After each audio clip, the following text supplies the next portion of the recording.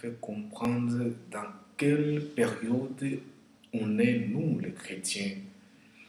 Parce que si on ne comprend pas dans quelle période on se trouve, nous, comme les chrétiens, et qu'est-ce que ça veut dire, même le mot chrétien, on est en train d'adorer un Dieu étranger. Vous savez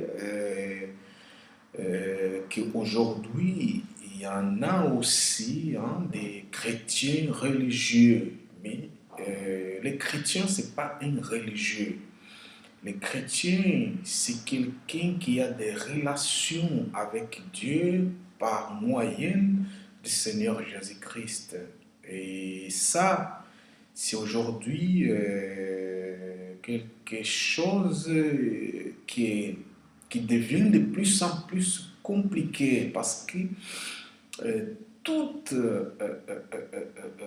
la facilité d'arriver à Dieu qui nous est disposé est ignorée parce qu'il y a aussi des leaders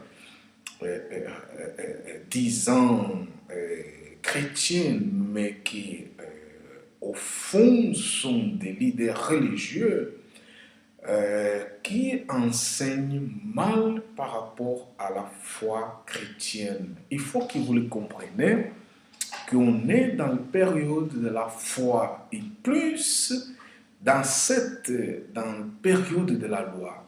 La loi, elle est déjà mise derrière parce qu'on est dans la foi.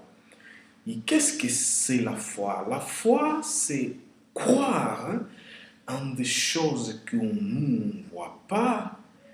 La foi, c'est avoir l'espoir d'acquérir ou de voir réalisation des choses qu'on espère de Dieu.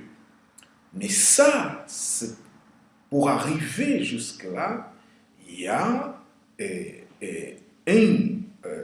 on va dire comme ça, un moyen mis en place pour Dieu. Et ce moyen, ce n'est pas un moyen difficile. Il paraît difficile. C'est vrai que vivre aujourd'hui dans la grâce, c'est difficile. Parce que nous, les hommes, nous sommes habitués à se justifier. Nous sommes habitués à chercher de nous-mêmes des efforts, à chercher de nous-mêmes capacité d'y arriver. Mais ce n'est pas ça que Dieu nous demande. Dieu ne nous demande pas de nous-mêmes parce que les moyens sont mis en place. Ça veut dire suffit d'avoir foi en Christ et suivre l'orientation de Christ par moyen du Saint-Esprit. Ça veut dire, c'est pour cela qu'on voit dans le Galates, je voudrais vous lire, Galates chapitre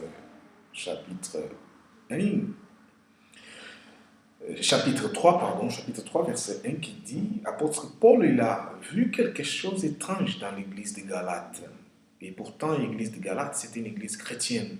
Il a vu qu'il y avait un comportement religieux dans cette église. Parce que les chrétiens de cette église avaient oublié la doctrine chrétienne. Ils avaient oublié la base fondamentale de la foi, qui était de ne plus chercher à se justifier par moyen de la loi et des sacrifices. Et qu'est-ce qu'apôtre Paul dit dans ce chapitre? Chapitre 3, verset 1 de Galates. Il dit, ô Galates, dépourvus de sens, qui vous a fasciné, vous, aux yeux de qui Jésus a été peint comme crucifié. Ça veut dire, Paul est en train de essayer de réveiller la compréhension spirituelle des chrétiens de Galates, qui était déjà une conscience spirituelle, qui était déjà un peu qui avaient oublié les principes doctrinels de la chrétienté, en lui disant qui vous a fasciné. Vous savez qu'aujourd'hui, être fasciné par le monde, être fasciné par des doctrines qui nous agradent, qui nous sont agréables en nous. Vous voyez? Quand on essaye, par exemple, de faire des choses qu'on pense qui sont des choses qui nous d'abord, ce sont des choses qui nous agradent en nous, des choses qui nous justifient en nous, des choses qui, qui sont à notre avantage, des choses qui nous rendent orgueilleux. Ces choses-là, ce sont des choses qui fascinent. L'homme est fasciné pour faire quelque chose qui l'amène à voir l'avantage, les regards des hommes. Donc, ce sont des choses fascinantes.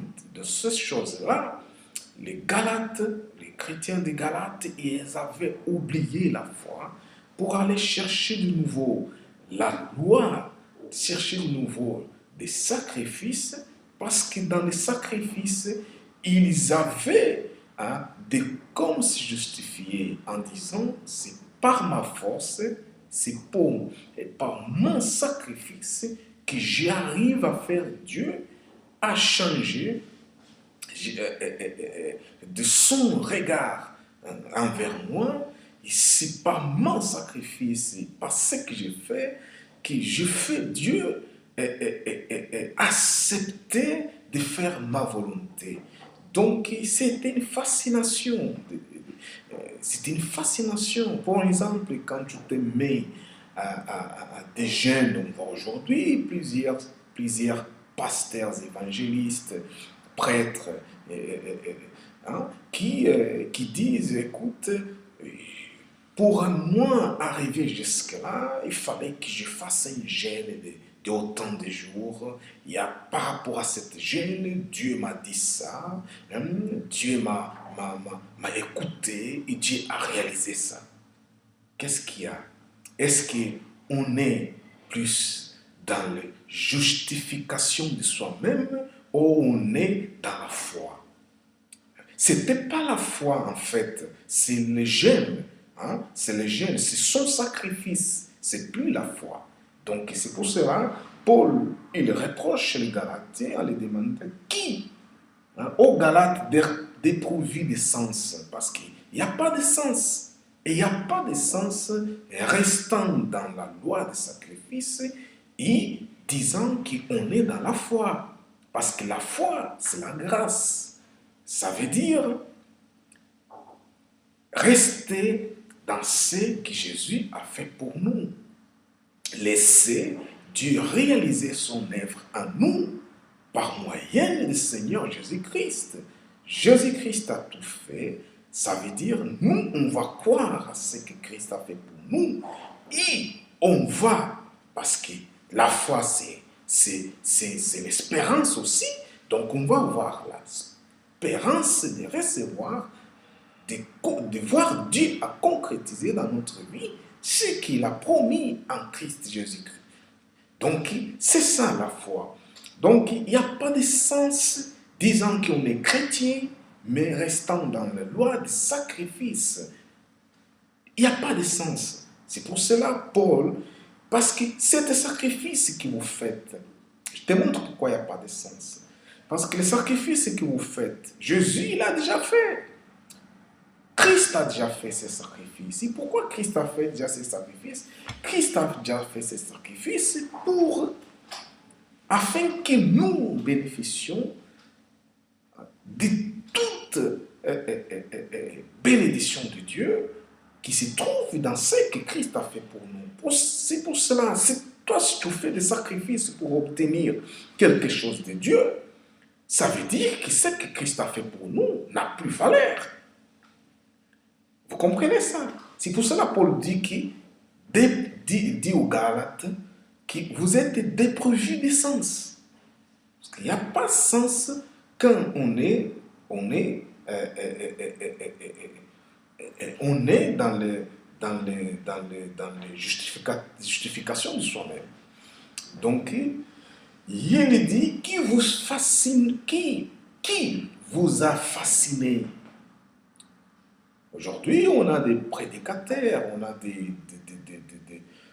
des prédicateurs dans le monde qui fascinent par sa façon de bien parlant, de sa façon de solution, et même des miracles, pour cette moyen. Parce que pour cette moyen de miracle, tu vas être fasciné. Forcément, c'est un prédicateur qui prêche la parole de Dieu et qui fait des miracles. Qu'est-ce qu'il te dira que tu ne vas pas respecter, que tu ne vas pas observer? Donc, c'est une fascination. Tu es fasciné par des miracles. Je ne dis pas que des miracles n'existent pas. Ce n'est pas un chrétien qui peut dire ça. Hein. Les miracles, ils existent, ils sont vrais. Mais il y a des miracles qu'il faut se méfier. Hein. C'est pour cela qu'il faut avoir des discernements d'esprit pour comprendre qu'est-ce qui vient de Dieu et qu'est-ce qui ne vient pas de Dieu. Hein? Donc, et pour ceux qui ne viennent pas de Dieu, ils sont fascinants. Donc, ils fascinent les gens pour des miracles. Après, pour derrière ces miracles, ils vous imposent à rétrocéder dans la chrétienté pour aller chercher de nouveau la loi et les sacrifices. Et donc, ça, c'est une fascination. C'est pour cela l'apôtre Paul dit, qui vous a fasciné, vous, aux yeux de qui Jésus-Christ était peint comme crucifié. C'est vrai que le message de crucifixion du Seigneur Jésus-Christ n'est pas encore aujourd'hui déchiffré ou n'est pas encore comprise dans le monde chrétien ou dans les 10 ans chrétiens aujourd'hui. Hein? Ces prédicateurs qui fascinent les gens, qui cherchent un moyen de fasciner les gens, de soumettre les gens de nouveau dans les sacrifices et lois, dans l'Ancien Testament, dans l'Ancienne Alliance. Ces gens-là, ces prédicateurs-là, ils sont habiles de façon à soumettre de nouveau le peuple de Dieu sur une alliance qui n'existe plus. Et de cette façon, ils sont en train d'ignorer les sacrifices du Seigneur Jésus-Christ pour nous. Ça veut dire que la croix, ça veut dire, qu'est-ce que c'est la croix? C'est dans la croix où Jésus-Christ a fait tous les sacrifices pour nous. C'est dans la croix où Christ, vous vous souvenez qu'il a prié au Père en demandant quel était le but. Il savait le but à ce moment-là, parce qu'il savait qu'au moment qu'il va mourir, au moment qu'il va être crucifié, il va supporter sur lui tout le fardeau des hommes. Ça veut dire tout le péché des hommes sur lui, afin qu'à partir de ce moment, tous ceux qui vont le croire soient justifiés par sacrifice de Christ à la croix. Vous comprenez? Donc c'est pour cela qu'il n'y a pas sens d'essayer de maintenir dans